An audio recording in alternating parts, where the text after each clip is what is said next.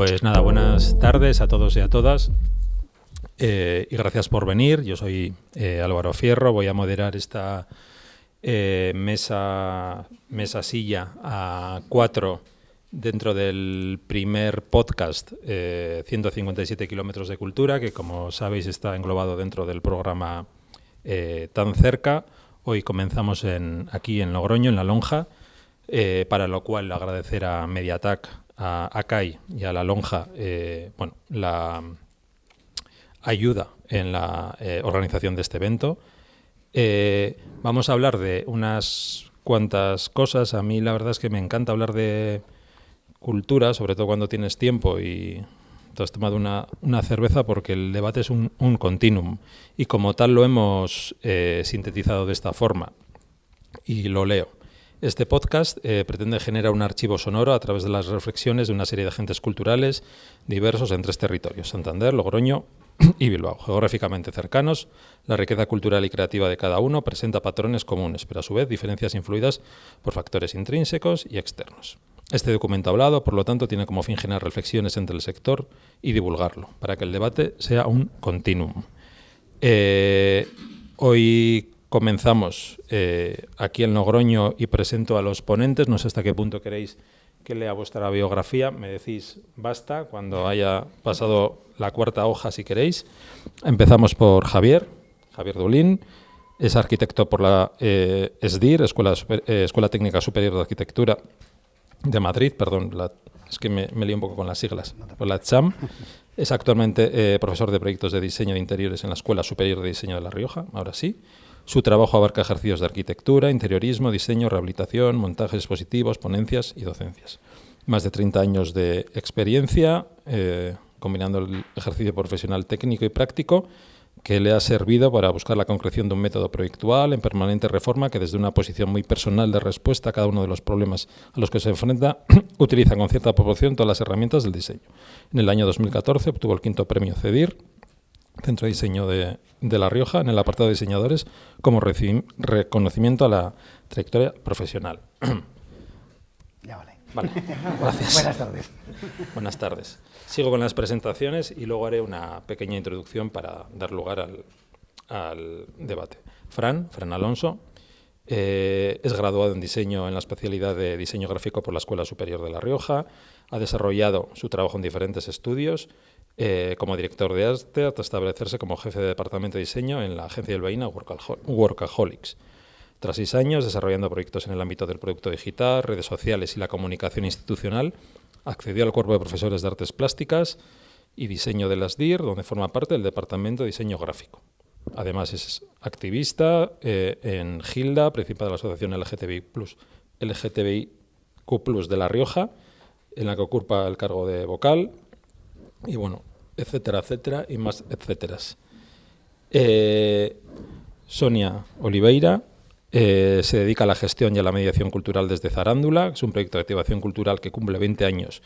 Me gusta mucho cuando lo defines como 20 años de insistencia, y que abriga 9 empleos directos y que tiene como misión intentar generar cultura en contextos improbables, que también me gusta mucho, y hacer visibles significados ocultos. Y terminas diciendo: nos gusta lo que no entendemos, las cosas bellas y lo invisible, y soñamos que es posible hacerlo desde La Rioja hacia el mundo entero. Luego hablaremos de La Rioja y el mundo entero. Y Isabel Ribote es graduada en Marketing Internacional y en Comunicación Audiovisual, máster en Gestión Cultural por la UOC, y en la actualidad dirige la Fundación Caritas Chovicar, una entidad social medioambiental con ámbito en la comunidad de La Rioja, trabajo que alterna con la organización de diversos proyectos culturales, como por ejemplo, que yo me he enterado hoy y me he quedado anonadado, el ciclo de cine quebequense aquí en Logroño, y bueno, tu proyección de Logroño al resto de España para intentar poner en valor este tipo de arte que, bueno, tan lejano y tan cercano. Cuando me has comentado antes algunos nombres, pues ya he empezado a pensar en que bueno, que sí que tiene más, o debería tener más visibilidad de la que tiene. Voy a hacer una pregunta en general. Quien quiera empezar, que empiece. No voy a señalar a nadie. Es muy general y Ya digo que sirve como elemento para propiciar el debate. Y la pregunta es, ¿cómo describirías el sector cultural y creativo de tu territorio y o qué diferencias lo observas en comparación a otros? Y tengo una pregunta a tu pregunta. ¿A otros qué? ¿A otros sectores o a otros territorios? A otros. Ya que has hablado, pues... Lo siento. Pues, ¿cómo lo definiría? Respecto a otros territorios, creo que hay un antes y un después de hace relativamente pocos años que nos hemos empezado a gremiar. Entonces, el sector creativo y cultural del territorio es súper pujante, pero apenas se conoce fuera y hay eco de ello fuera. Y creo que hay un antes y un después en este sentido. En el momento que hemos entendido que para poder conseguirlo lo mejor es hacerlo todos juntos y batallar un poco por ello, ¿no? Creo que se ha empezado a conocer más como territorio, ¿no? Porque individualmente siempre ha habido gente que ha hecho cosas que se han conocido fuera. Bueno, está aquí Jesús Rocandio de Casa de la Imagen, que ha cumplido 40 años, una galería de fotografía y arte abierta en el casco antiguo. Entonces hacemos cosas, pero no las contamos fuera. Entonces me interesa mucho esta cosa del territorio. Y luego hacia adentro, pues lo mismo. Si somos conscientes de que pertenecemos a un ecosistema y que no estamos solos trabajando, pues nos va a ir mucho mejor. Hacia otros sectores, como pueden ser el sector, porque es conocido este territorio, que puede ser el vino o el zapato, pues hay un camino muy grande para hacer para que se nos considere una profesión y que se pueda pues invertir en una profesión, en un sector que es pujante y que puede además transformar el territorio. Sí, si quieres algo. Yo creo que además tenemos aquí una representación de todos los colectivos culturales, artísticos de Logroño, y creo que es absolutamente interesante todo lo que se hace aquí, pero yo creo que un poco lo que decías tú, que no cala ni fuera ni dentro, ¿no? Ese es el gran problema que yo veo, es decir, que la sociedad igual lo valora o nos visita las cosas que hacemos, tal, pero yo creo que no se lo aplican luego como, o sea, no deja pozo en el resto de la ciudadanía, ¿no? Y es una cosa que yo he hecho mucho en falta en comparación sobre todo con otras ciudades como pueden ser Santander o Bilbao, por hablar de los 175 kilómetros. Yo por mi parte estoy totalmente de acuerdo con vosotros y con vosotras, pero sobre todo es lo que estábamos comentando antes del cine quebequense. Yo hablo, cada uno hablamos un poquito de lo que conocemos. A mí me ha sorprendido, hace 3-4 años estaba en un festival en Madrid y de repente estaban hablando personas quebequenses y francesas y francófonas y tal sobre lo que es en sí pues el cine, la cultura quebequense, y de repente descubrieron en ese momento que Pepitas de Calabaza, una editorial de Logroño, riojana, estaba editando novelas y libros de literatura quebequense para toda España, o sea que era la primera vez que se traducían al castellano. Entonces ya era como, o sea, de repente decían, ¿cómo que está en Logroño? Está en Madrid. Y decían, no, está en Logroño. Estamos hablando de la agregada cultural de la Oficina de Quebec en Barcelona, que es una embajada prácticamente aquí, con dinero y con bastante más interés por la cultura que en España, por desgracia. Y somos como muy... Esto pasó hace 3 años. Este año pasado se enteraron de que Concéntrico estaba aquí, que Javier de Concéntrico estaba aquí.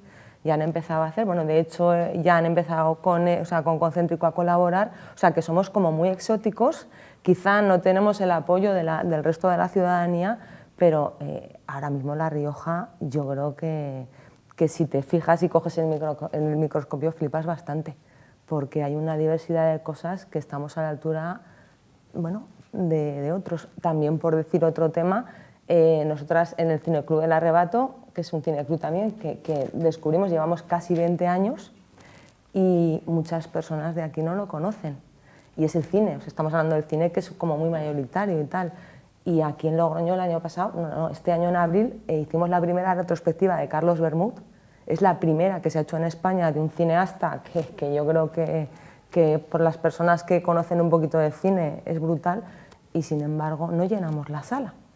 Y estamos hablando, y bueno, de hecho tampoco los medios hicieron mucho eco, o sea, que quizás que nos tenemos que mirar también muchas cosas, pero sí que realmente estamos haciendo ahora cosas chulas y distintas, a la altura de otros y de otras. ¿Y tú, Fran, que has trabajado en Bilbao y puedes tener un poco la perspectiva desde allí? Yo opino un poco como ellos también, pero creo que además hay un añadido, y es que potencialmente creo que hay como mucha fuerza, pero también lo malo que tiene la periferia, ¿no? y la provincia, por así decirlo, es que al final todo, o sea, los núcleos como Bilbao, Barcelona, Madrid atraen mucho talento, ¿no? Y entonces, aunque potencialmente se podrían hacer muchas cosas, muchas no se hacen, ¿no? Porque al final esos ecosistemas culturales que se crean en las ciudades grandes se nutren de gente de la provincia. Y luego también creo que, esto igual es abrir un melón, pero bueno, me parece que también la percepción que tengo, llevo poco en el tiempo de la gestión cultural, ¿no? Pero, o sea, en el mundo de la gestión cultural, pero sí que siempre he tenido un poco la sensación de la hiperinstitucionalización que hay en La Rioja con el tema de la cultura, y que realmente llega a aquello que está muy institucionalizado, ¿no? Entonces, que lo que se hace desde colectivos más pequeños o asociaciones y demás, pues no llega. O sea, un ejemplo, yo tengo interés en el cine, por ejemplo, y no conocía el ciclo de cine quebequense, te quiero decir, y no creo que sea, o sea, me puedo llegar a mover por círculos donde, pero no sé, no hay tampoco una promoción muy desde las propias instituciones ni desde los medios de comunicación. Bueno, has abierto el melón de la administración que iba al bloque 2, lo había dejado al final para cuando empecemos a suba la temperatura. Volvemos un poco al bloque inicial. Ya habéis hablado de términos que los habíamos puesto aquí en la escaleta, ¿no? Como pues precariedad, autosuficiencia, endogeneidad, que no sé si se dice así, somos un tejido que trabajamos casi para nosotros y para nosotras. Como crítica, ¿creéis que somos muy colaborativos y colaborativas a la hora de de pedir a lo mejor subvenciones o financiación pero luego muy competitivos a la hora de repartirlos?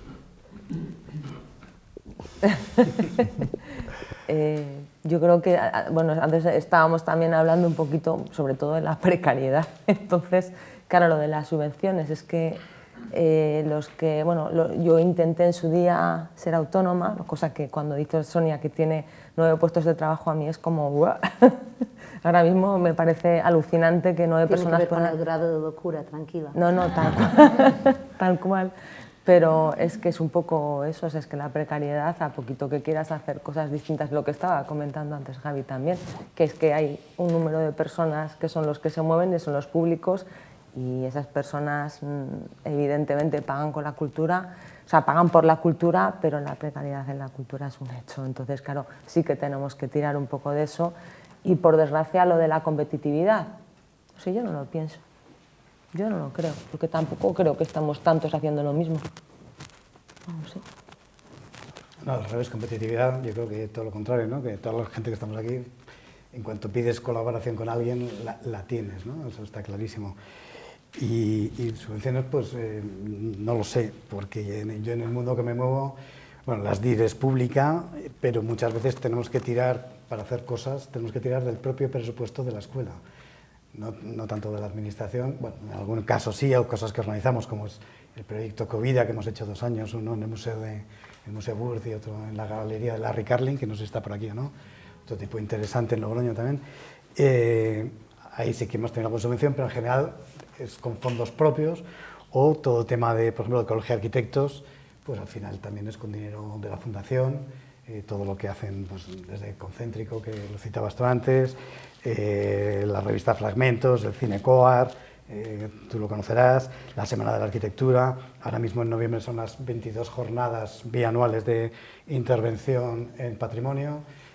Llevamos 44 años con esas jornadas y todo es subvencionado, con la cuota que pagas por el curso y por el Colegio de Arquitectos, ¿no? Entonces yo subvenciones pues tampoco creo que están escasas, sí, así en general. Nosotros es que, claro, mi visión es desde una asociación que es una asociación con fines sociales y que es sin ánimo de lucro, por lo tanto, al final para nosotros sí que puede llegar a existir una competencia, por así decirlo, pero no particularmente en lo cultural, porque en lo cultural, los proyectos culturales, los grandes que hemos hecho hasta ahora, hemos ido más por la parte del patrocinio institucional, ¿no? Ellos lo entienden como una forma de publicidad, ¿no? En nuestro caso, en nuestro proyecto más grande es Morrete Fest, y cuando enseñamos el proyecto a La Rioja Turismo, ellos lo aceptaron porque dentro de su estrategia como región era la de promocionarse como una región inclusiva, que atraiga también, no, pues, y les gustó, entonces el dinero fue por un patrocinio, pero en otros aspectos que tienen más que ver igual con proyectos relacionados con la salud, con la educación y tal, pues competimos como el resto con subvenciones y demás, pero vamos, tampoco monetizamos nada obviamente porque no podemos tener beneficios de lo que hacemos, entonces bueno, es un poco, nuestro punto ahí está un poco, no sé, difuso. Pues yo contesto a algo que me he dejado en el anterior, que tenía que apuntar y que me parece importante, que somos diferentes respecto a las otras comunidades, que tampoco hay tantas ayudas, ¿vale? O sea, y no están tan ordenadas. Estamos mucho menos apoyados que en otras comunidades autónomas. Hay escucha. En los últimos gobiernos hemos ido subiendo y hemos ido construyendo con los gremios esas lagunas. Y por eso... Si hay gente que colabora usando solo las subvenciones, es que creo que se piden subvenciones de menos, o sea, o poco ordenadas. Hay como una escuela de intentar entender cómo usar esa financiación que no ha llegado a todas las necesidades, yo creo. Y también, pues, esas mismas subvenciones necesitan orden, pues, y madurez, ¿no? Que es normal, cuando una cosa empieza, no empieza luego bien. Colaborativo competitivo, que es como he entendido un poco esta pregunta, pues yo no pienso... Yo también vuelvo otra vez a los gremios, que es que hay dos gremios, hay Ascena, que es de las artes escénicas, y Arico, de la industria cultural en general. Yo creo que, por ejemplo, en las artes escénicas había competitividad anterior a establecer el gremio. El gremio se establece hace 8 años por una circunstancia que deriva directamente de un director general, que decide ponernos en contacto. Antes cada uno estaba en nuestra casa y no teníamos ni relación siquiera con la consejería. Y hemos empezado a relacionarnos tanto que hace poco, en una orden de ayudas, estaban los técnicos muy molestos porque todas las compañías trabajaban en todos los proyectos. Y fíjate, eso es como genial, ¿no? Entender que el otro no es un enemigo, sino que es tu colega y que estamos construyendo juntos un tejido común. La precariedad puede llevar a la competitividad, porque si no te comes ni un rosco, el otro es tu enemigo, ¿no? Entonces, cuanto más se ordene la estabilidad económica, pues más colaborativo va a ser. Y de lo que me ha parecido interpretar de la fuerza de los gremios a modo de tejido cultural ordenado fue el que consiguió que la escucha fuera más activa y que os sirviera para poder... Los que están dentro y los que están fuera, porque, o sea, que creo que es muy importante que en este podcast también salga que al otro lado está Casa de la Imagen, Sala Negra, Mesura, perdón. Tengo la tristura en la cabeza que me estoy leyendo el libro de Violeta Gil, ¿no? O sea, que hay mucha gente, Piccoli Saxo, y seguro que me dejo a gente, que hay mucha gente fuera que también es que ha estado a lo mejor durante muchos años diciendo lo mismo. Lo que pasa es que el gremio tiene más fuerza, ¿no? Aunque empiece pequeño. En ese sentido, ¿creéis que, volviendo a la administración, el papel que debe jugar, si debe jugar, ¿cuál es? ¿El de facilitador?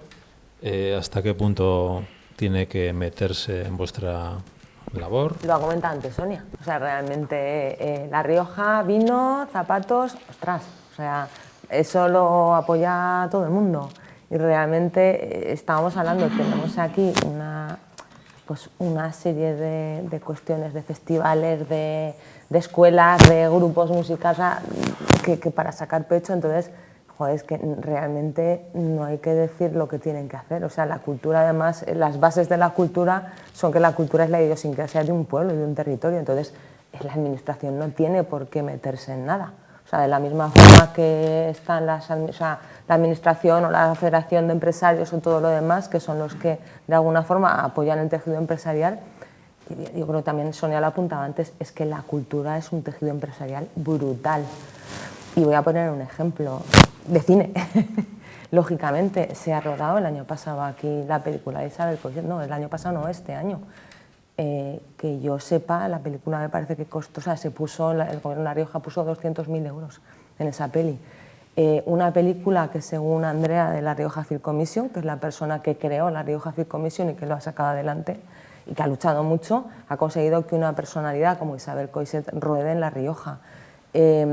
Antes de terminar la peli, del rodaje, se había ganado ya 380.000 euros en cuestión de los equipos de rodaje, de la catering, de los hoteles, de tal. O sea, si alguien no sabe ver que la cultura es una empresa, o sea, que una empresa cultural es industria y que proporciona mucho dinero y sobre todo mucha visibilidad, es que realmente no estamos en el siglo XXI, no hemos avanzado nada. A mí me gustaría añadir también que al final hay una cosa que es inevitable, ¿no? Y que si... bueno, yo creo que el papel tiene que ser, para empezar, facilitador y también protector. Es decir, en otros países sí que hay modelos, como por ejemplo pasa con el cine en Francia, ¿no? Que es como súper proteccionista y tal. Pero luego también hay que tener en cuenta que al final la cultura lleva un concepto intrínseco, ¿no? Que es que la cultura es política.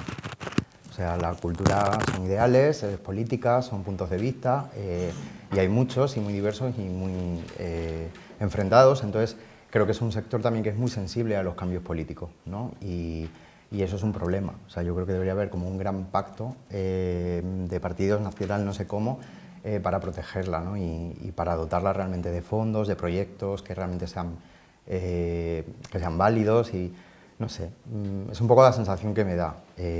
Quizá porque yo hablo también desde una perspectiva de una cultura, de celo LGTB que tiene mucha carga ideológica y tal, y que percibimos, nosotros como asociación percibimos que siempre que es algo muy sensible, ¿no? Que estamos como ahí, como en una cosa muy frágil, un espacio muy frágil. Y eso, yo creo que tiene que ser proteccionista, creo que tiene que ser facilitadora y también siempre desde la libertad creativa y desde la censura, cero censura, ¿vale? Esa es un poco mi opinión. Yo creo que tiene que ser facilitadora y que no se meta en nada. Pero sí que debería haber gente intermedia, que son los técnicos de las instituciones, que eso sí que pueden ayudar bastante. Y voy a poner un ejemplo que me tiene fascinado, porque además se ha publicado este año en el Croquis, en la revista, todo un monográfico sobre el IBABI, que es el Instituto de Balear de la Vivienda. Y hay un tipo que es un gestor y un equipo de arquitectos que trabajan ellos y luego también encargan por concursos vivienda de protección oficial y vivienda para gente mayor, que es fascinante la labor que están haciendo estos tipos, ¿no? Y sin embargo, ayer estuve entrando en el IRBI, Instituto Regional de la Vivienda, entonces, bueno, pues ver lo que se hace.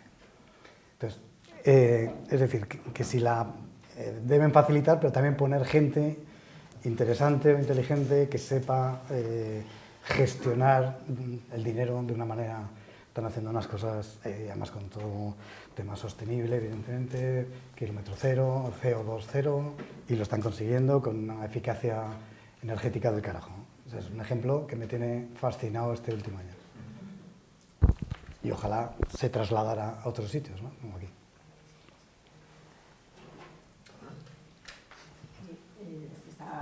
Sí, eso iba a decir ahora que está abierta. No sé si Sonia, ¿quieres decir algo? Sí, pues esto, facilitador, meterse en nuestra labor, yo creo que tiene que ser, que no se puede, yo creo es que se tiene que meter en nuestra labor, se lo hace bien, es decir, no en los contenidos, ni porque para eso está la persona que está, el creador cultural, ¿no? Pero desde lo público también, ¿qué público? Porque lo público no son solo las personas que tienen un cargo político, son las personas que con un buen currículo, que está ahí, está Pachi Gestal aquí detrás, y está Juan García Calvo, que es el gestor cultural del ayuntamiento de esta ciudad. Si esa labor se hace bien, propicia. Y donde estamos ahora aquí, es un súper buen ejemplo. Desde que Logroño está en el proyecto tan cerca, a mí solo me han salido buenas experiencias, que no trabajo, es decir, he trabajado, pero eso no es lo importante. He conocido a otros agentes culturales de las otras comunidades autónomas. Entonces, ¿qué me ha puesto ahí? El gestor cultural público, ¿no? Es decir, como facilitador, ¿no? O sea, es un poco burdo, ¿no? Pero para mí Lo público puede ser una casa de citas, es decir, al final hibrida a la gente una con la otra, ¿no? Y le pone y dice, oye, ¿y tú? ¿Por qué no haces esto también, ¿no? ¿Y por qué no cuentas con este otro colectivo? ¿Por qué no aplicas a esta otra financiación que ni siquiera es local, ¿no?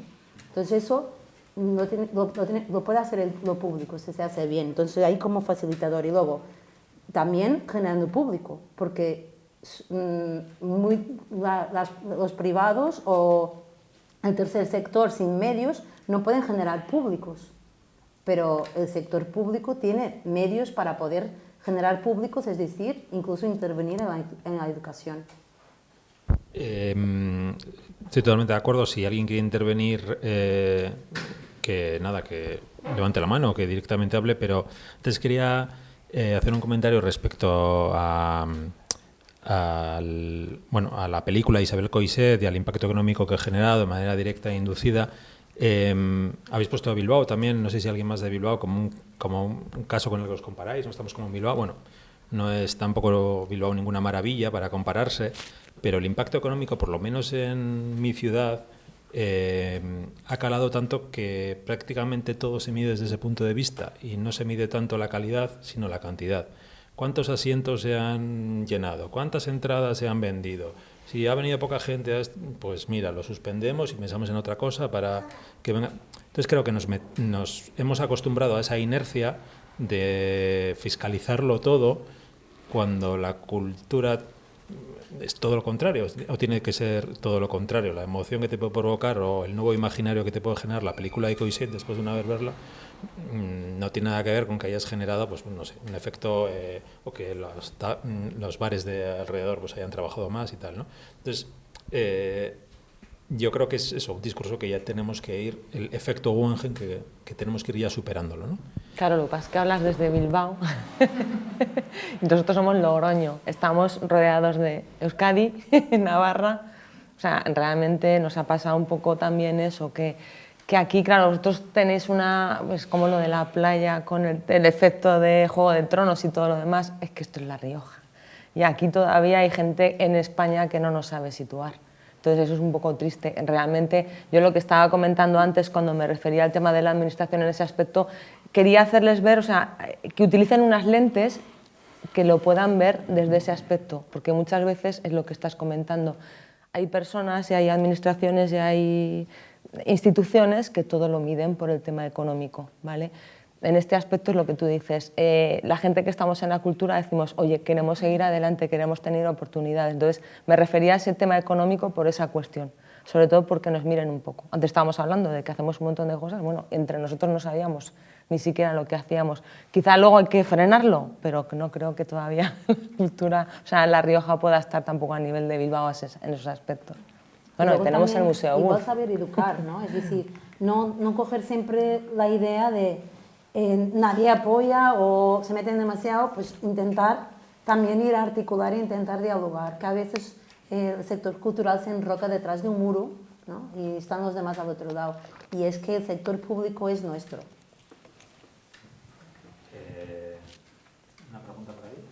Bueno, más que nada me gustaría completar un poco la idea de precisamente de la monetización de la cultura, ¿no? Que parece que tiene que ser prácticamente inmediato y muchas veces se pierde el foco de que a veces no podemos entender lo que está sucediendo en ese momento y sin embargo, a pesar de ello, entiendo que hay que seguir apoyándolo porque es un patrimonio inmaterial.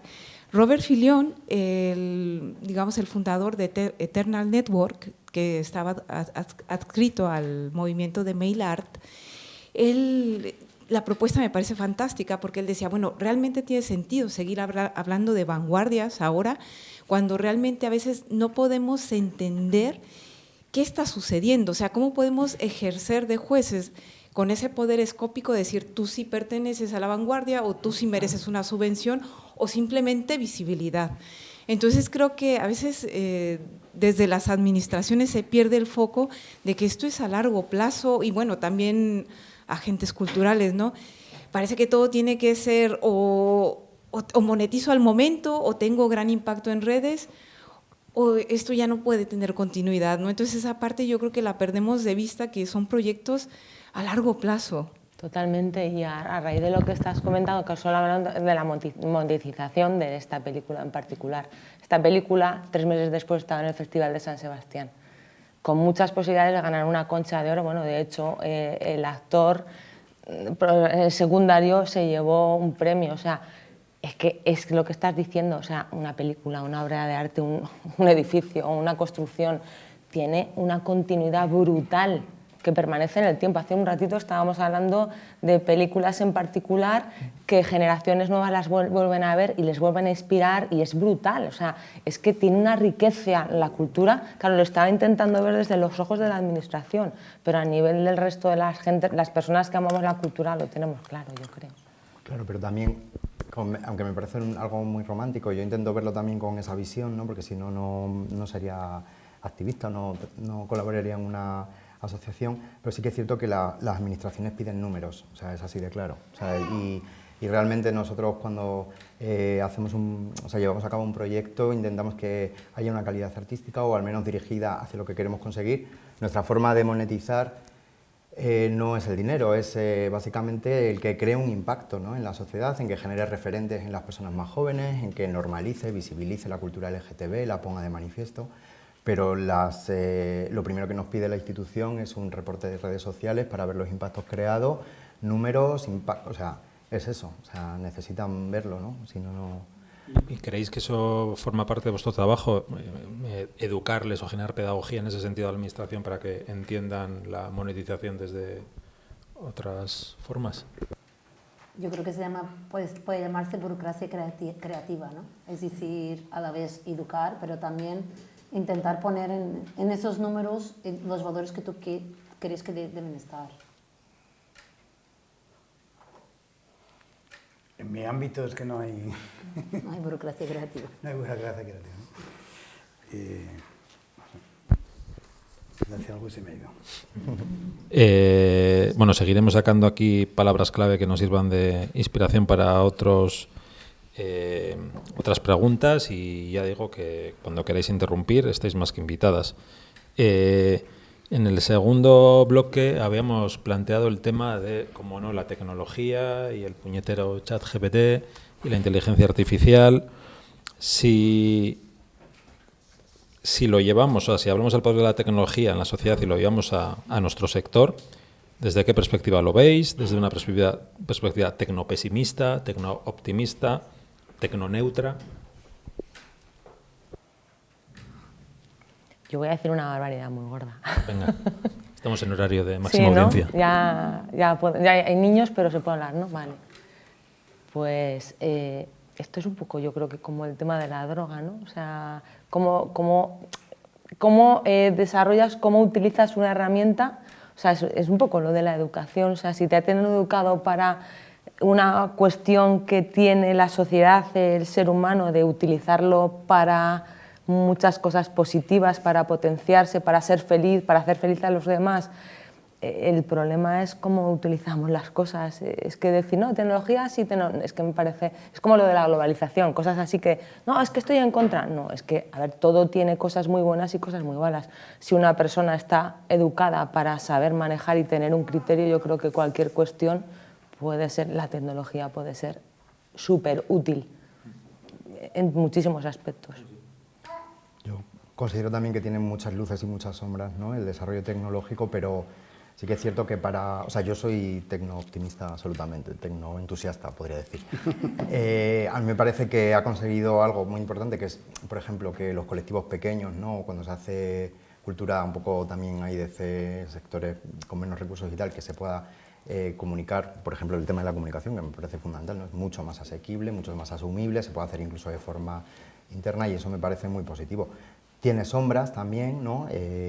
Conlleva, pues yo qué sé, desde la pérdida de trabajo, de puestos de trabajo por la robotización, hasta la mala educación sexual de niños y niñas que entienden la educación sexual como la pornografía, millones de cosas. Pero no sé, a mí me parece que el problema no está en la tecnología, está en la sociedad, básicamente. O sea, me puede parecer, esto es una opinión personal, inmoral vender obras de arte por NFTs, pero es que también me parece inmoral el mundo del mercado del arte contemporáneo. O sea, no es un problema de la tecnología, es un problema de la sociedad, yo creo. Mi pregunta iba dirigida si la cultura nos puede ayudar a entender mejor estos retos que se nos afrontan, que ahora es la IA, hace unos años era otra cosa que ya no me acuerdo y dentro de otros años vendrá otra. Pero la cultura entendida como la entendemos aquí nos puede ayudar a afrontar estos retos mejor. Yo me lo voy a llevar a mi campo, ¿no? Que es la creación de espacios o de arquitectura.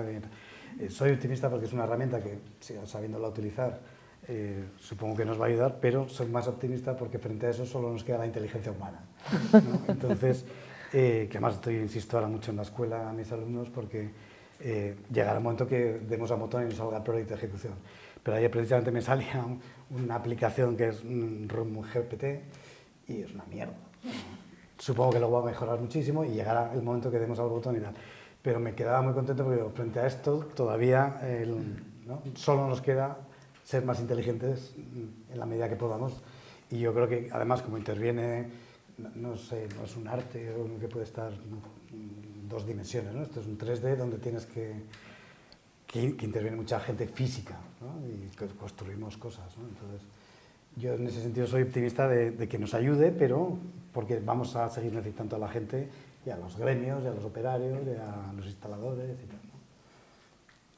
Yo también soy optimista informada. Yo creo que la inteligencia artificial somos nosotros, que es que no nos hemos dado cuenta. No somos, o sea, porque todo lo que hay ahí es lo que hemos generado nosotros, y que por otro lado la tecnología es la rueda, y esta frase de Humberto Eco, ¿no? De que la rueda, la cuchara y el libro son objetos inmejorables, ¿no? Y que no podemos pensar en el mundo sin la rueda, ni sin la cuchara, ni sin el libro, ¿no? Y el avance conlleva adaptarse, ¿no? Y en la adaptación pues hay cosas que nos gustan y otras que no nos gustan, que tenemos esta cosa de no, quiero quedarme solo con lo que ya sé. Pues de esa manera seguiríamos en la cueva, ¿no? Y no hubiéramos desarrollado nuestro cerebro, ¿no? Es como una cosa así. Pero la cultura tiene, no sé por qué, igual es que hay poco relevo generacional y hay demasiados boomers, o sea, no porque te van a desaparecer, porque es increíble, pero que es que igual hay demasiadas personas, también por la precariedad, por no, o sea, si es tan precario no voy a aconsejar a mi hijo o a mi hija hacer eso, ¿no? Entonces hay poco relevo generacional y entonces la cultura tiende a cerrarse al cambio tecnológico y me parece un disparate, porque de pronto no sé, hay que ver de qué va y probar y ver hacia dónde te lleva, ¿no? Cuando hablabas antes, Fran, de que va a destruir, o sea, que la inteligencia artificial va a destruir puestos de trabajo, también se suele utilizar ese mantra, como yo por lo menos como lo concibo desde un punto de vista tecnopesimista, ¿no?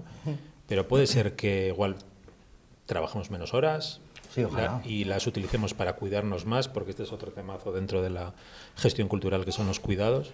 Mi opinión absolutamente personal, no hablo en nombre de Gilda, pasará lo que pasa siempre. Se dividirá más todo y entonces las personas porque el capitalismo es así, las personas que tengan las máquinas, que posean las máquinas, serán las personas que dominen el mundo, ¿no? Y el resto no trabajaremos, no, pero tampoco tendremos nada que hacer, ni un duro, o sea, va a ser un poco así. En ese aspecto sí soy pesimista, por ejemplo. O sea, no, yo creo que está demostrado, o sea, hay un almacén enorme aquí, en el Museo Burt, ¿no? Que ya ha implementado inteligencia, o sea, bueno, robótica tal, o sea, eso quita puestos de trabajo y ya está, no pasa nada, o sea, se crearán otros, vale, pero bueno, yo creo que en general las perspectivas yo creo que son buenas, pero claro, necesita una regulación, o sea, el propio creador de ChatGPT fue al Congreso de Estados Unidos rogando casi que por favor regulasen eso, o sea, porque realmente puede traer problemas, ¿no? Pero si se regula, no pasa nada. Sobre todo se aprendes a usarlo, ¿no? Sí, bueno, porque también lo que hablamos antes de que el problema no es la tecnología, es la sociedad. Porque yo creo que es una falta, o sea, porque además hablamos de inteligencia artificial y de ChatGPT como si fuera lo mismo, ¿no? O sea, no hay mucho porque tema. Es como un chiste, ¿no? El ChatGPT es un chiste dentro de todas las aplicaciones que puede tener la inteligencia artificial, ¿no? Y te puede servir para hacerte las cosas. Bueno, es que si antes le preguntabas al primo, ahora le pides a ChatGPT. ¿no? O sea, porque tú no quieres preguntarle a un creativo, no quieres poner tus problemas en manos de alguien que te genere una respuesta que igual no te va a gustar. Entonces la floja la puedes encontrar ahí, ¿no? O sea, como... De todas formas, también en el mundo, no sé, en el sector cultural, ¿no? O en el sector de la creación, ahora hablo desde el punto de vista del diseño, por ejemplo, me parece improbable, ¿no?, que pueda reemplazar a nadie. O sea, te quiero decir, esa impronta de la persona que diseña, o sea, la propia práctica del proyecto de diseño es también, vuelvo otra vez, ¿no?, a lo mismo, es un acto político, es decir, una metodología proyectual es difícil que una máquina la pueda adquirir y tener en cuenta todos los matices, todas las cosas que tienen que ver con las emociones, con las sensaciones, no más allá de si es bonito o es feo. Y sí, una inteligencia artificial puede crear un interior o un cartel precioso, pero es funcional, es útil, realmente responde a esa impronta de la persona que crea. Me parece que por ahora es difícil, vamos, no creo que lo logren, no sé, sería un poco jugar a ser Dios o algo así, no sé. Yo creo que a veces se hacen como afirmaciones muy tremendistas, ¿no?, respecto a que la tecnología va a derribar todo lo anterior, y bueno, la historia nos ha demostrado que muchas veces van coexistiendo las tecnologías y bueno, no tiene que suceder esa demolición absoluta con todo lo anterior. Pero en los casos, por ejemplo, que sí, por una cuestión de monetización, supongamos, se van dejando ciertas tecnologías más artesanales en función de algo que nos permite resolver cosas más rápidas, aquí vuelve a aparecer otra vez lo del acervo cultural, ¿no?, que independientemente que por cuestiones de dinero no se pueda seguir ejecutando una técnica, pero también habría que custodiar ese proceso como ese valor inmaterial que es de todos, ¿no?, que no se pierda, que no caiga en el olvido. Por ejemplo, cosas tan como el grabado a buril, ¿no?, que eso ya no se va a hacer a nivel técnico ni práctico, pero sí que, ¿por qué dejar que esas cosas caigan en el olvido? Esa sería la gran cuestión, ¿no? Pero no pensáis, ahora que estás comentando eso, es que además me parece súper interesante porque yo creo que siempre, históricamente, el ser humano equilibra las cosas. Entonces, claro, lo que estabais comentando, de repente pasa con las identidades. Yo ahora mismo, por ejemplo, que estamos con los nacionalismos, a mí lo que me flipa es hablar de identidades. O sea, que eso, además, esto viene muy bien con todo lo que estamos tratando ahora mismo. De repente empiezan a surgir y a resurgir, lo que estás comentando, cosas que eran alucinantes y de repente, pues también quizá gracias a lo tecnológico, eso que también puedes abrirte a un montón de formación, de información, de cosas que si sabes utilizar puedes llegar a muchos aspectos y a investigar mucho de un clic, o sea, realmente es muy sencillo. Pues también se recuperan cuestiones artesanales, que bueno, que somos muchos en el mundo, que a lo mejor resulta que no vamos a hacer todos lo mismo, que a lo mejor resulta que hay una persona que de repente adora y quiere investigar en el grabado y vuelve a reactivar ese tipo de técnica puntual que se ejercía en el siglo XVIII. O sea, que eso yo creo que también la tecnología nos puede llegar otra vez a un encuentro con lo natural y con cuestiones que ahora mismo pues puede haber esa repartición de que todos no hagamos lo mismo, sino mira, yo me voy a centrar, bueno, un poco lo de Quebec que estábamos hablando antes, es decir, no, mira, es que yo he visto esto, pues me voy a poder centrar en esta cuestión e investigar esta cuestión en particular. Yo creo que también lo tecnológico nos lleva un poco a eso, me parece súper... Y luego también creo que hay una reacción, ¿no? Esta sala está llena. Hoy hay un teatro lleno, hay una sala de exposiciones del ayuntamiento con una actividad, hay una biblioteca con una actividad, hay un museo Wurth efervescente, y yo creo que hay una reacción o sea, igual es un poco lírico por mi parte, pero yo creo que el excesivo consumo digital nos está haciendo pues buscar también lo otro, ¿no? O sea, el contacto humano, o sea, estar en las cosas y llenar los espacios. Sí, bueno, pasaba con la fotografía analógica, ¿no?, de tanto píxel, pues como una especie de, lo que decís, ¿no?, de acción-reacción. Y desde el punto de vista que a mí me interesa mucho de la mediación cultural,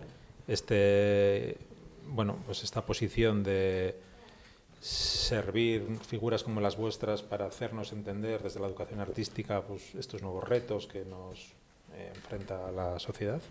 Si no puedes dejarla, sobre todo si trabajas con niños y niñas y con jóvenes, no puedes ser un ser analógico. Tienes que saber en qué campo se mueven y cómo entienden el mundo y cómo se comunican. Entonces es súper importante intentar comunicar desde ahí o al menos entender que el lenguaje también cambia, ¿no?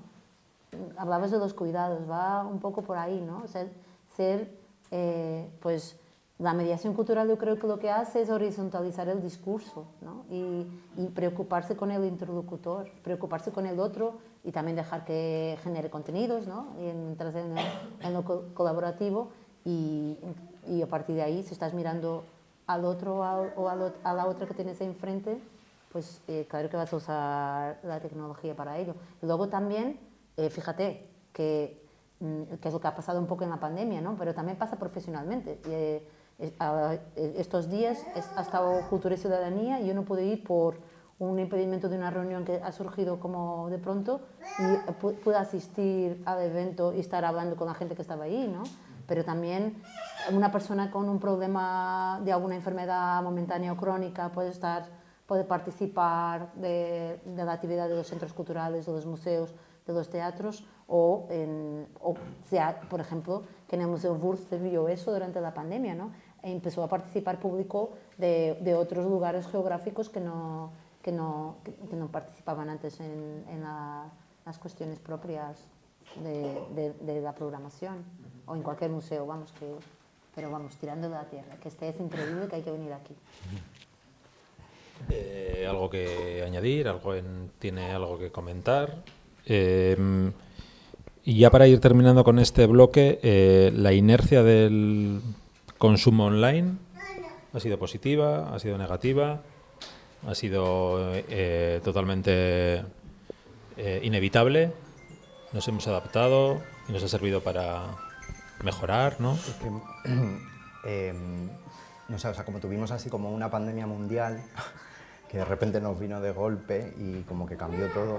A mí me hacía gracia porque de repente hubo como gente en mi círculo, ¿no?, que desarrolló como una especie de posición totalmente contraria, ¿no?, a ese contacto digital, ¿no? Por ejemplo, ya no hablo de consumir cultura, sino por ejemplo del tema de las videoconferencias, todo eso, algo que haces cada día en tu trabajo, ¿sabes? O sea, de repente no lo puedes hacer un sábado por la noche con tus colegas.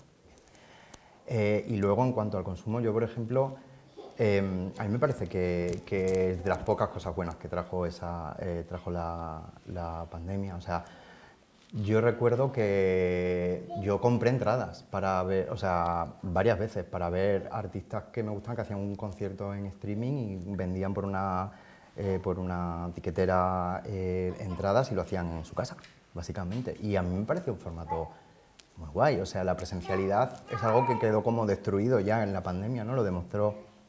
O sea, dejar de ir a la oficina no se acaba el mundo y dejar de ir al teatro tampoco se acaba el mundo, dejar de ir a un concierto tampoco se acaba el mundo, siempre que haya una otra opción, ¿no? O siempre que puedan convivir. A mí me parece que ha favorecido el consumo de cultura y de arte, la verdad.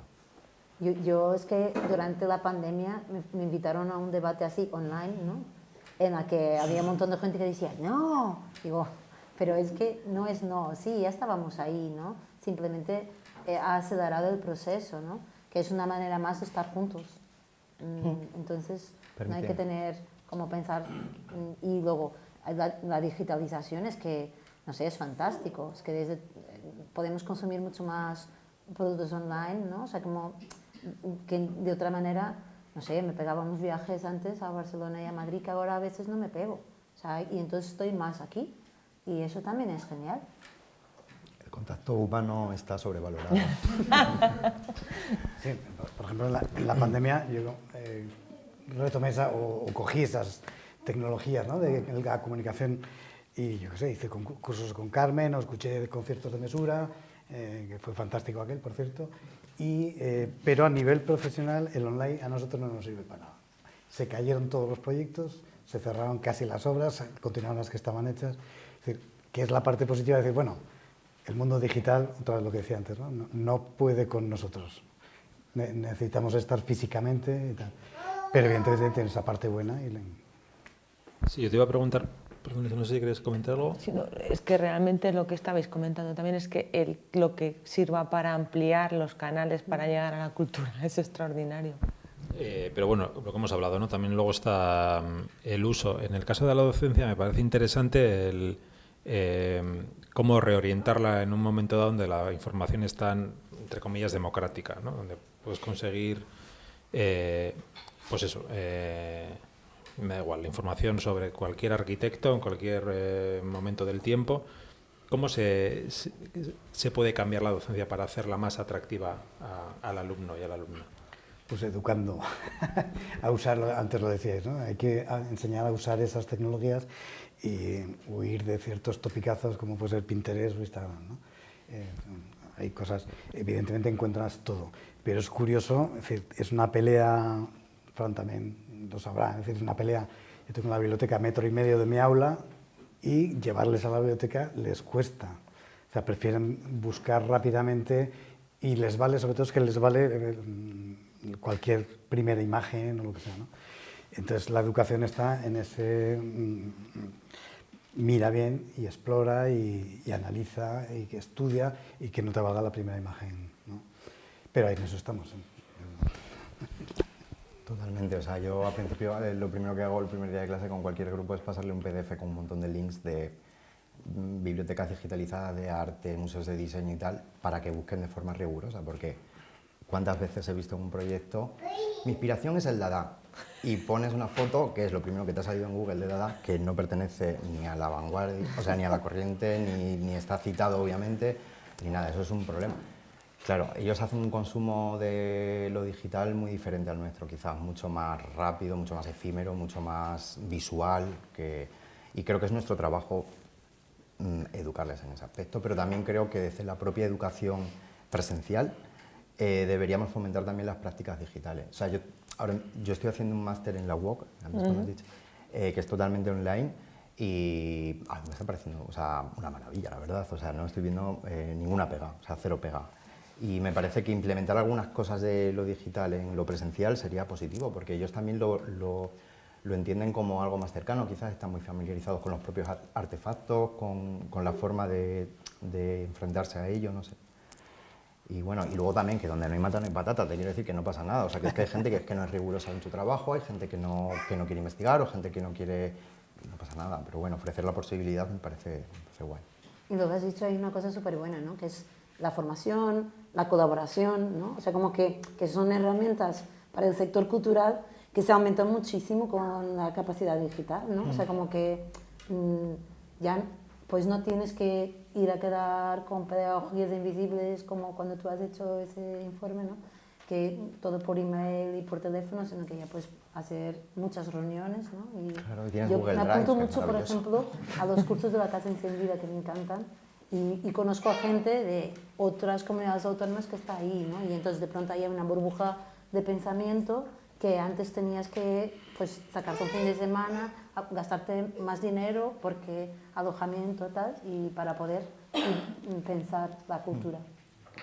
Y una cosa que se está escuchando y me sorprende, que parece que estamos hablando de vosotros como docentes y todo esto, que el mundo de las personas jóvenes ahora mismo me sorprende que siempre tendemos a generalizar, porque, por ejemplo, no he hablado antes de Octubre Corto, quiero hablar de Octubre Corto, aunque no es en Logroño, es en Arredo, de hecho empezó ayer, yo llevo la comunicación de Octubre Corto y, por ejemplo, esto de las tecnologías que estamos hablando nos viene genial porque no tenemos pasta, pues evidentemente haces el jurado, el prejurado y tal, siempre por online, ¿no? Pero sobre todo me sorprende, todos los años en Octubre Corto hay un fin de semana donde nos vamos con 4 chicos y chicas jóvenes de 16 a 30 años que son los que eligen de alguna manera también un premio en particular. A mí me sorprende, llevo 4 años conviviendo con estas personas y hay gente muy curiosa. Entonces, sí, es que la historia es, yo creo que es cada uno. O sea, si hay una persona a la que sabes con qué potenciarla, con qué emocionarla y de alguna forma creas un abismo en esa persona de curiosidad, como sea una persona curiosa. Yo he estado con estas personas últimamente y os voy a decir una cosa, me voy con ellos. O sea, cada vez que tengo una ocasión me voy con ellos, porque además me interesa mucho lo que el mundo es de ellas, o sea, y de ellas y de ellos. Me interesa mucho lo que ellos me pueden decir, pero sobre todo alucino porque son personas que tienen mucho interés en lo que decimos nosotros. Y me ha ocurrido bastante últimamente, o sea, y siempre en el entorno cultural. Entonces, yo creo que también en ese aspecto seguramente siempre tendréis a algún alumno o alguna alumna. Totalmente. Y eso es un poco yo. Y yo me hago un poco las terapias, porque yo a veces lo pienso y digo, jo, es que solamente hablo de lo malo, muchas veces, ¿no? De alumnos, alumnas que dices, pues que no puedo creer que sea tan así. Y luego lo pienso y digo, pues es que tengo a gente brillante también, gente buenísima. ¿Por qué no lo pongo más en valor y hablo más de esas personas, ¿no? Cuando comento con compañeros, con compañeras y así. Pero no sé, luego también una cosa que has dicho, ¿no? De que a veces hablamos de ellos como si fueran, o sea, somos a veces muy paternalistas con la gente más joven, y hay gente que, pues, que tiene una calidad humana increíble y que tiene muchísimas aptitudes y aptitudes con la P y con la C, y no sé, que también nosotros lo estamos viendo como un contexto académico, que siempre es un sitio, pues, donde, bueno, tienes que estar, estás obligado. O sea, no sé, ellos lo perciben todo como en otros tiempos también, como en plan un futuro, o sea, un presente muy... necesito sacar este proyecto, ¿sabes? No lo ven como un aprendizaje. O sea, tenemos dos puntos de vista diferentes. Yo creo que simplemente es un poco como llegar a ese punto, pero tampoco creo que el futuro sea, porque hace poco vino Yolanda Domínguez a la SDIR a dar una charla y manteniendo una conversación decía, es que cuando ella también ha dado clases en alguna institución así, ha dicho, a veces tengo la sensación de que tengo que ir al aula como si fuera casi un animador sociocultural, una animadora sociocultural, ¿sabes? A montar ahí el circo para mantenerles atentos. Tampoco creo que eso sea justo, ¿no? O sea, es su trabajo, por así decirlo, pero sí que puede haber un punto medio, ¿no? Como una conexión, yo creo.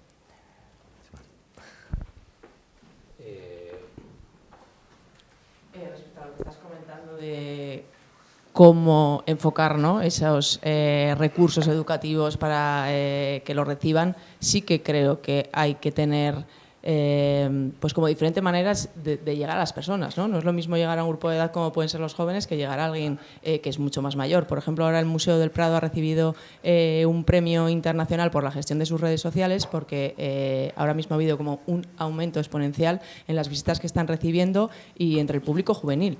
Entonces, es que sí que les interesan las cosas, pero sí que importa cómo se presentan esas cosas. Entonces, no podemos como agarrarnos a la idea, por ejemplo, en el cine, de el cine tiene que ser como en una sala a oscuras, todos callados, y que sea como, ¿no?, un momento como una iglesia, porque quizás eso ya no es así y no va a ser así, ¿no? Y por eso no es peor. Simplemente es diferente, pero tenemos que estar presentes y tenemos que saber qué cambios están pasando para no quedarnos atrás y para que no desaparezca. Lo importante es que no desaparezca, que cambie la forma, ¿no? Creo que es interesante que evolucione, porque va a evolucionar, queramos o no, pero estar, pues, abiertos e intentar captar esa atención, porque sí que es importante tener ese relevo totalmente. De 5 a 7 es gratis. Que lo que más importa del Prado es que de 5 a 7 es gratis, que yo es lo único que voy, pero hay que comerse una cola y te da tiempo a ver 3 cuadros. Pero bueno, si vives en Madrid...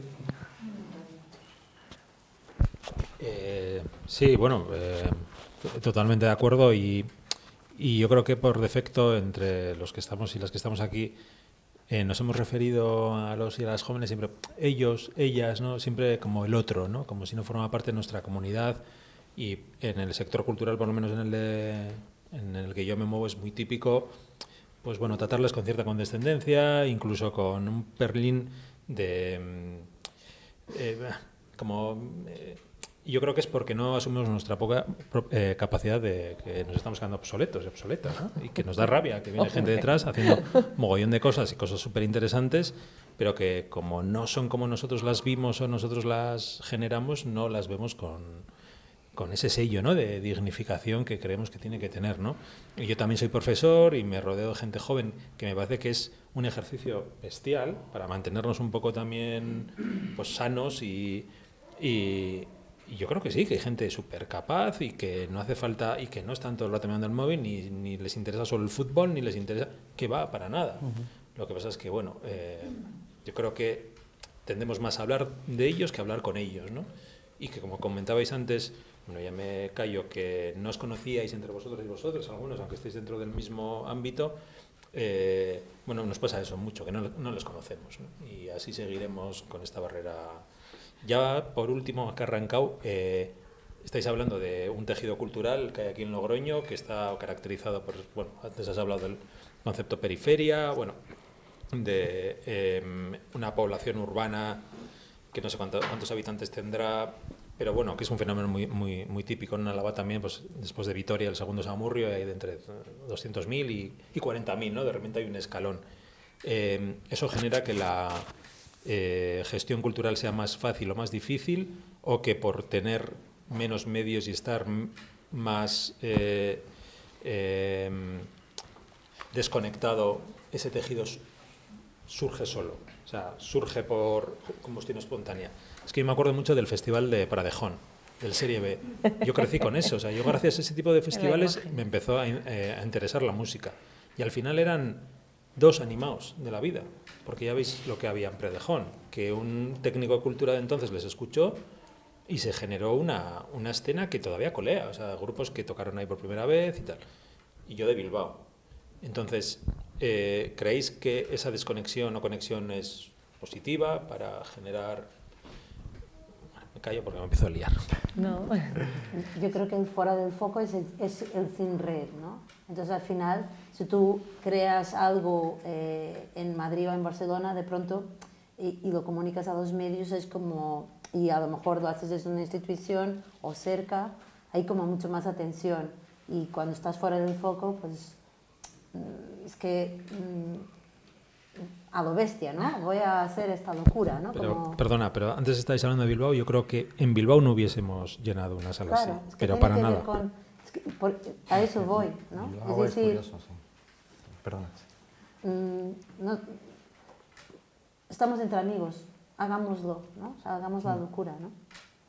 Pero además de lo que estás comentando, mira, aquí por ejemplo hay cuestiones como el Sierra Sonora, que es un pasote, o sea, hay un festival que están haciendo en un lugar donde tienes que ir de propio a, vamos, complicado, y se están generando ahí unas sinergias y unas cosas que está viniendo gente de otras comunidades a verlo porque es increíble. Festival de cine, los trabajos y las noches, o sea, cosas, pero que ya no es una cuestión de dónde están, sino las personas que están detrás, lo que has dicho tú antes. De repente en Bradejón, dos locos. En Octubre Corto eran unas personas también que querían montar un festival de música, pero les pusieron pasta para un festival de cine. Bueno, el otro día estuvo Jota de los Planetas ahí. Estuvimos viendo un concierto impresionante que está presentando hoy en la Seminci, efectivamente, de Zulueta, que yo salí emocionada. Eso fue en Arnedo, en una población de 15.000 habitantes. ¿Vale? O sea, nos tuvimos que desplazar gente de Logroño a Arnedo, pero es... Efectivamente, no, eso es al lado, es cerquita. Pero la historia es que son los locos y las locas que están detrás. O sea, los que de repente, a lo mejor dices, oye, es que me apetece hacer esto, y de repente se te unen personas y dices, pues tira para adelante. Ya no es una cuestión de los lugares, es una cuestión de los locos y las locas que... También un poco de la... O sea, hablando en términos un poco marketingianos, publicitarios, como quieras definir, también hay cosas que son más sexys que otras. Es decir, Claro. nosotros por la experiencia de La Rioja Orgullo, al final hacemos una programación que intentamos que sea lo más variada posible, que sea lo más transversal posible, y de repente traemos un día, yo que sé, a Cristo Casas, que es antropólogo, periodista, que vino a hablar sobre clase obrera y condición LGTB y tal, algo que nos parecía súper interesante. Estuvimos literalmente 5 personas. Pero traes a la Fellini de Bilbao y hay reservas en el Moderno desde hace un mes para ir a verla. Te quiero decir que ahí también es que contra eso nosotros llegamos a la conclusión de que aunque trajéramos aquí al escritor más sexual de toda España, tenía que haber una travesti, porque si no, no iba la gente. Y no lo hemos hecho, ¿no? Pero es la coña que tenemos siempre, decimos, pues ponemos una travesti. Hay cosas que es que son más sexys, o sea, más sexys en términos de que son mucho más llamativas, y la gente, yo creo que en general en Logroño responde bien, o sea, más o menos. Si es algo como público y qué tal, la gente suele responder, pero hay veces que te llevas una sorpresa y dices, no ha venido nadie. Que es lo peor que te puede pasar, ¿sabes? Porque te quedas, no por ti, por la persona que has traído, que dices, es que no ha venido nadie. O, sí, por la persona, pero lo estábamos hablando antes un poco, que hay veces que hay pequeñas joyas que dices, joder, he estado con 5 personas, sí, no, yo me lo tomo, hemos visto aquí una así. historia y nos vamos con esto, o sea, que es un poco, igual es un poco egoísta. esto, ¿no? Y dices, jo, pues que hay unos medios detrás, humanos, económicos, que lo que te interesa es llegar a mucha gente. Pero es que hay veces que nos ha pasado, bueno, yo, bandas musicales que dicen, oye, estuvimos en tal concierto, en tal lugar, 5 personas. Dice, pero es que te acuerdas efectivamente toda la vida de eso, ¿no? Y son cuestiones tan sensacionales y tan especiales que, oye, culturalmente también es un hito. En la tienda de ultramarinos hay menos gente que en el supermercado, que está riquísimo, ¿no? O en la taberna, ¿no? Pero ahora cuando estabais hablando también de por qué lo hacemos, creo, yo hace años vinieron, bueno, cuando viví en Portugal y tal, vinieron a entrevistarme de un pueblo muy chiquitín, que hoy es un pueblo que tiene una vida cultural increíble, y hacían ahí una revista que se vendía en todo el mundo, y donde escribía Gunter Grass y un montón de gente, y gente de la New Yorker. Y cuando han venido a entrevistarme les he preguntado, pero no, es que quiero preguntaros a vosotros, ¿cómo lo hacéis? Y he dicho, claro, es que como no vivimos en Barcelona o en Madrid o en donde sea, no estamos siempre yendo a cosas, nos las inventamos, ¿no? O sea, porque no está creado. Entonces eso estimula como el espíritu libre, porque no es, se voy siempre y vamos a la pandilla a esa cosa, pero es que nos sentamos en el café o a tomar un vino y decimos, vale, lo hacemos, ¿no? Sí, no hay un estándar con el que te tienes que comparar, lo haces y luego miras el estándar y dices, ostras. Pues, no, pero y no vas, o sea, eso no existe. Entonces, como no existe, lo creas. Y eso es como, pues muy ilusionante, ¿no? Respondiendo a la pregunta concreta, yo creo que... No como estos que se cortan patas. Yo creo que es una ventaja ser una ciudad pequeña y luego que esto está lleno de locos. Sí. Entonces tú les propones lo que sea a cualquiera de estos. Están súper callados, pero son gente increíble. Y a mí me da como vergüenza porque hay mucho loco muy interesante que monta lo que sea y que les pides ayuda y te la dan, ¿no? Y el espíritu colaborativo ese que decíamos antes también, ¿no? Con lo cual, bueno, para empezar por este señor Carmelo, ¿no? Que tiene este tinglado montado aquí, es la mayor locura, ¿no? Una de las locuras que hay por aquí. Los sin O sea, sal. Todos. Pero digo, señala Carmelo porque estamos ya, ¿no? En su sitio. Y yo creo que es una ventaja y que funciona bien. Y evidentemente tiene que haber locos y lo igual estamos, la gente ¿no? responde hasta mejor, que igual la gente responde hasta mejor en una ciudad pequeña. O sea, que antes Sí, de decirlo de Bilbao que no hubiéramos llenado. Sí. Yo cuando vivía en Bilbao siempre teníamos la misma... Siempre comentábamos lo mismo, íbamos a los conciertos siempre las mismas personas. O sea, yo me acuerdo de los ciclos que hacían debajo de la piscina en la Lóndiga, hemos visto a Single, hemos visto a Hidrogenes, hemos visto un mogollón de grupos muy guay y estábamos siempre 15, 20 personas los mismos. ¿Sabes? Lo que pasa es que ahí entra en factor otro elemento que puede ser el espacio, que no me quiero meter en un jardín, pero sí, bueno, pero se ve como cierto litismo. Había desde el mundo de la cultura y tal, había como un poco de rechazo a Lóndiga ahora Azkuna Centro A. Entonces, sí lo puedo llegar a entender, pero vamos, que nos ha pasado ahí, nos ha pasado en Getxo Arte, nos ha pasado un montón de cosas que dices, ostras, tío, están aquí las Bistecs, por ejemplo, que las han traído a Getxo Arte, y es que estamos las de siempre, vamos, que había, pues no sé, que igual hay cosas que aquí en Logroño funcionan mejor, yo creo que podrían llegar a funcionar en Bilbao. Y luego también las capas, ¿vale? O sea, creo que no somos tan atrevidos si Jesús no hubiera creado Cámara Oscura, Casa de la Imagen hace 40 años. O sea, el Museo Wurt no hubiera empezado a generar un montón de situaciones y atraer a gente y a cambiar las ideas, y luego tú llegas después de eso, ¿no? O sea, que es muy importante andar para atrás y mirar a ver qué es de dónde saliste, ¿no? Que igual no es casual que de aquí salgan cosas tan interesantes. Y luego que nos picamos, ¿no? Casi llega uno y dice, pues yo también. Entonces ya directamente es como... Es muy de Bilbao. Sí, ¿no? Aquí también. Yo más. No sé cuánto tiempo tenemos más. Yo quería ir, Paula, ir terminando con una ronda de palabras con las que, bueno, os asociáis al futuro con vuestro trabajo en la cultura. 3 palabras, las primeras que os vengan a la cabeza. No, lo estaba leyendo porque me lo tenía apuntado. No. Yo son adjetivos, ¿no? Y un término genérico que es, en mi ámbito, seguir creando espacios con sostenibilidad, belleza e inteligencia humana. Sonia. Yo horizontalidad, ganas y esperanza. Pero también añadiría, que lo hemos dicho todo el rato, todos los nombres de las personas que están aquí, que generan la cultura que hay hoy en el territorio. Esto es una de estas cosas que cuando se mide la cultura no se tiene en cuenta, pero qué tipo de comunidad hemos creado, comunidad que funciona más de manera autónoma, que está cohesionada y que sucede gracias pues, a la mano invisible, ¿no? Por seguir utilizando términos económicos de toda esta gente. ¿Tú, Isabel? Yo, es que el tema de la identidad me gusta mucho hoy en día. Entonces, el tema de la identidad y luego la educación. O sea, ya no digo tres, pero la educación me parece imprescindible. Identidad, educación y Quebec. Y Quebec. Sí, Quebec siempre. ¿Fran? Yo me he apuntado 3, no sé si cambiarlas, pero no, estas me parecen perfectas. Activismo, porque es como desde donde yo hago la cultura, por así decirlo. Visibilización, porque es para lo que la hago. E incertidumbre, porque somos un colectivo muy sensible a los cambios políticos y... Pero siempre se ha adaptado a ellos. La cultura siempre se ha adaptado a... Sí, siempre se ha adaptado, pero no sé, el nuestro es muy sensible, quizá. Entonces, estamos ahí siempre un poco en la lucha. Pero bueno, seguiremos haciéndolo. No sé si alguien tiene algo que comentar, que añadir. Yo ya se me ha acabado. Sí. Me pareció muy interesante lo que comentó Paula respecto a los jóvenes, que de alguna manera hay que hacerlos que se acerquen a la cultura, ¿no? Y muchas veces pueden empezar viendo a lo mejor unas imágenes comprimidas en formato digital, pero a lo mejor eso después les invita a hacer un tránsito y llegar a la sala oscura, ¿no? Que me parece muy interesante.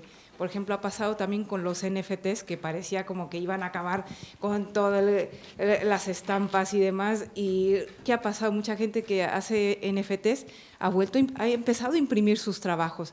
Entonces, más bien hay que pensar la cultura y los medios como una especie de tránsito. Creo que fue muy interesante el comentario de Paula en ese sentido.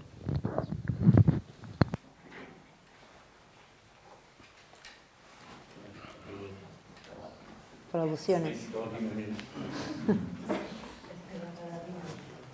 Estabais de resumen, pues una cosa de resumen, y está claro que los actores, los protagonistas somos nosotros, no son ellos, y la solución está en nosotros. Así que hay que juntar fuerzas, arrimar y empujar, ¿no? Y que la esperanza está ahí, eso está claro, que las cosas van a ir mejor, pero entre todos, ¿no? Y esta es una reunión maravillosa, que ojalá nos veamos más veces así, ¿no? Pero tener claro que nosotros somos los protagonistas. Así que como se os va a escuchar en otros lugares, tenéis que venir a la Casa de la Imagen. Esa publicidad ha hecho ella, yo no, ¿eh? Trae aquí un montón de fotógrafos de fuera, es que cuando te pones a mirar, a veces, a mí me ha pasado, mirando bibliografía, digo, esta persona ha estado aquí, ¿no? Cuando yo no vivía todavía en Moscú.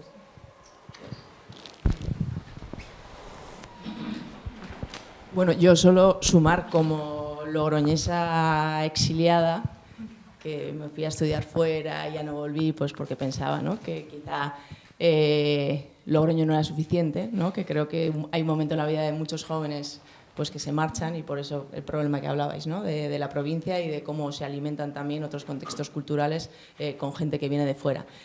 Pues estoy en un momento de mi vida en el que miro a Logroño y me da mucha envidia culturalmente, porque veo como proyectos como muy interesantes y que te dan ganas y envidia, ¿no?, de decir qué bien, quiero ir, quiero volver a formar parte de eso y de aprender, ¿no?, porque lo que estáis hablando, hay como mucha novedad, una mirada muy diferente, y creo que se está creando en los últimos años algo súper bonito aquí. Entonces os felicito a todos los que forméis parte de eso. Y si sabéis de viviendas baratas para Paula, pues también la podéis comentar. ¿Puedo aportar? Que a mí es un tema que había pensado hablar y se me ha olvidado, que es que, por ejemplo, Pepitas de Calabaza o Jesús Rocandio, o sea, las personas que la gente dice, ¿en serio que lo haces desde La Rioja, no?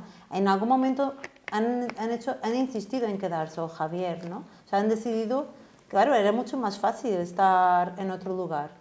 Y me parece que es todo un temón, es un temón para una mesa, esas personas que han decidido en algún momento quedarse. Y tú, por favor.